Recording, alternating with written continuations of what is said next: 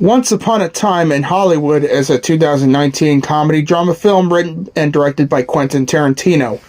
Produced by Columbia Pictures, Bonna Film Group, Heyday Films, and Visiona Romantica, and distributed by Sony Pictures Releasing.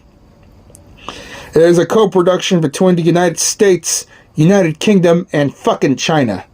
It features a large ensemble cast led by Leonardo DiCaprio from... the same guy who was starring in The Departed and The Wolf of Wall Street. Brad Pitt, the same actor who got us Inglourious Bastards and Fight Club, and Margot Robbie, also The Wolf of Wall Street and Suicide Squad. Okay, so what do I gotta say it? I'm gonna say this.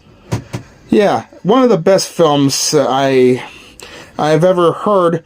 But I sure like to see it. Well, I even got a DVD of it, but didn't manage to watch it yet, but I will. Alright, peeps, let's get on with this masterpiece.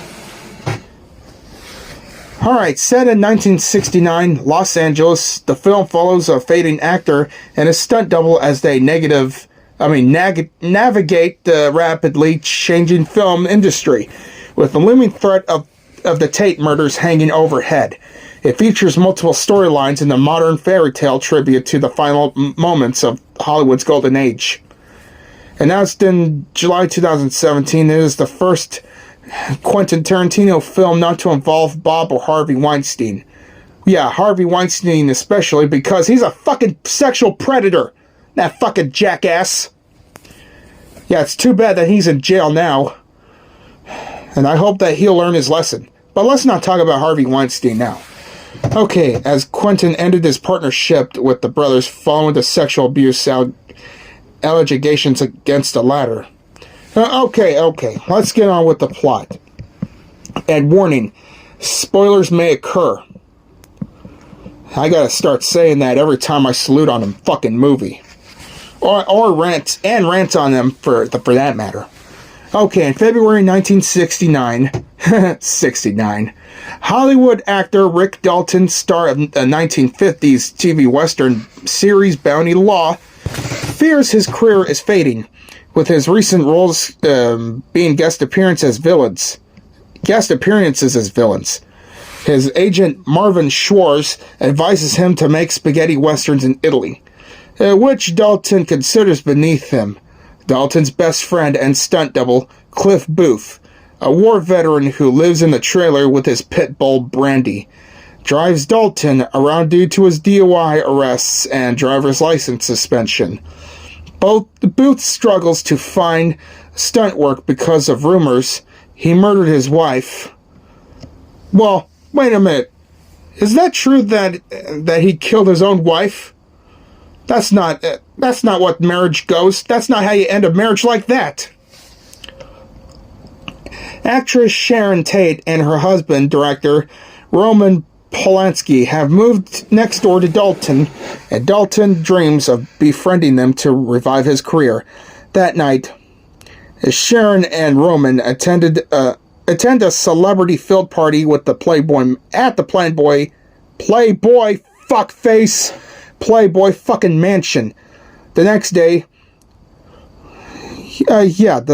Cliff recalls a sparring contest he had with Bruce Lee on the set of The Green Hornet, resulting in Booth's firing. Oh, shit. Meanwhile, Charlie stops by the Polanski residence looking for Terry Melcher, who used to live there but is turned away by Jay Sebring. As Tate runs errands, she stops at the Fox Bruin Theater to watch herself and the wrecking crew. Dalton is cast as the villain in the pilot for the TV Western Lancer, and strikes up a conversation with an 8-year-old co-star, Trudy Fraser. During filmmaking, Dalton struggles to remember his lines and suffers a breakdown in this trailer. Uh-oh. That's not going to look good to have a breakdown or withdrawal, is it? No, I really hate to see that.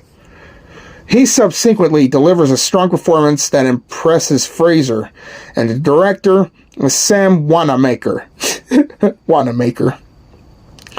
Okay, Cliff picks up a hitchhiker, Pussycat, or quotation, Pussycat, and takes her to Spawn Ranch, where he once worked on the set of Bounty Law. He observes the many hippies living there, suspecting they may be taking advantage of the ranch's elderly owner, George Spawn.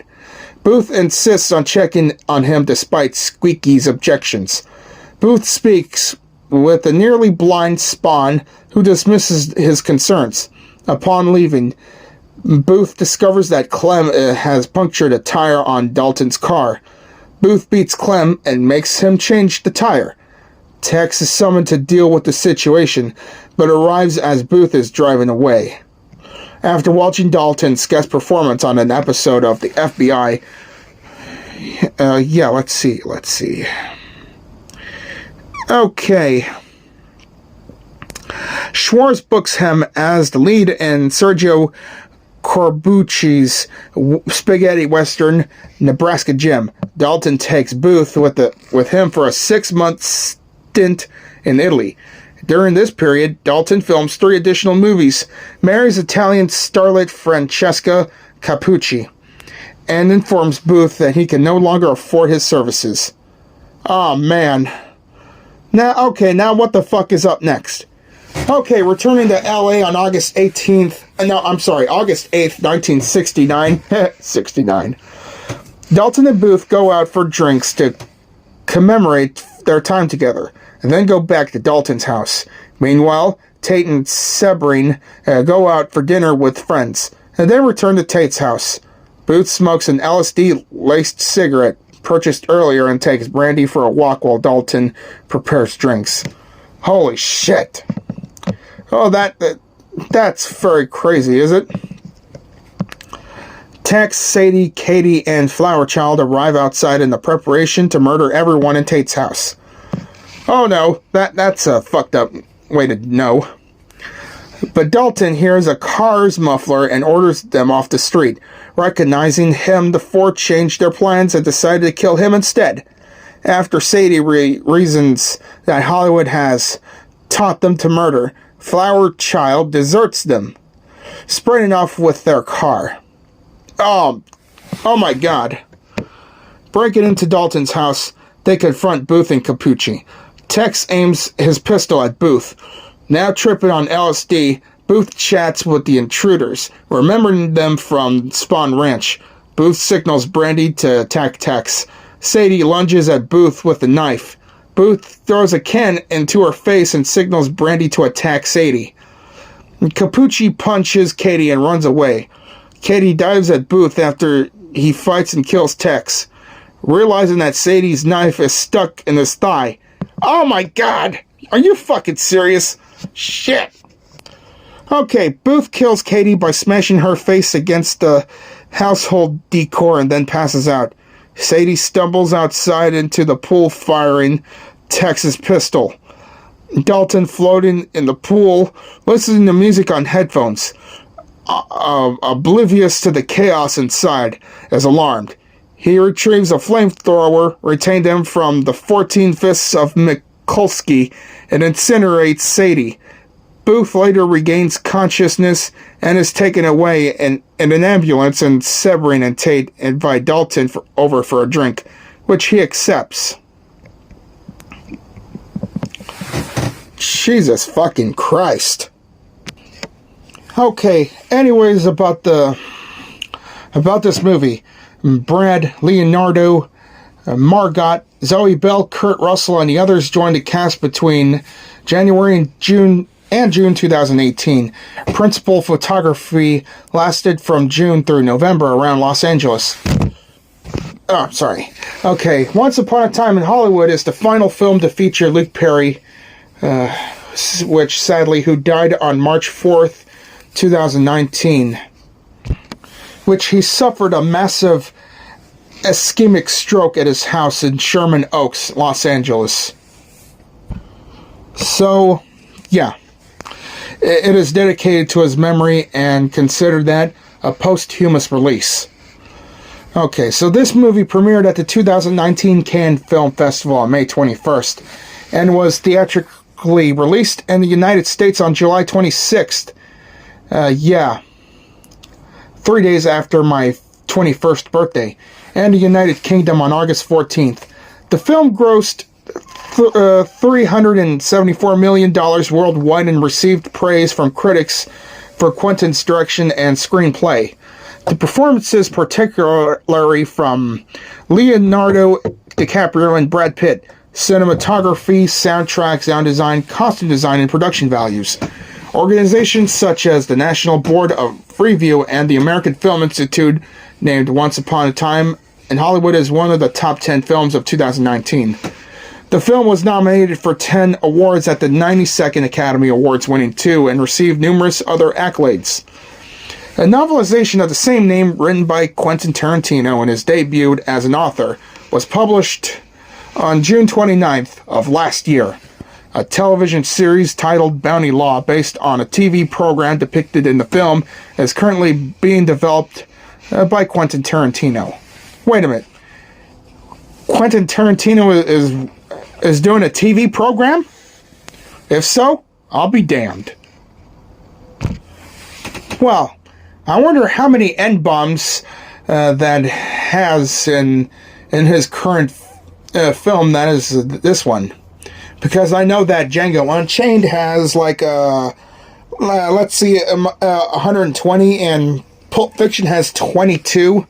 Yeah, one of them that has anything to do with Negro. And 39 in Jackie Brown. Okay, so how do the characters get portrayed this good?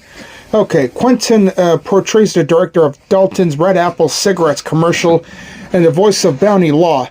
He says the line at the end of the episode of the clip, Bounty Law, starring Rick Dalton, musician Tony Basil, appears in the opening credits. Pan Am scene dancing with Sharon Tate. Margot Robbie also briefly reprises her role as Laura Cameron, a stewardess from the TV series Pan Am.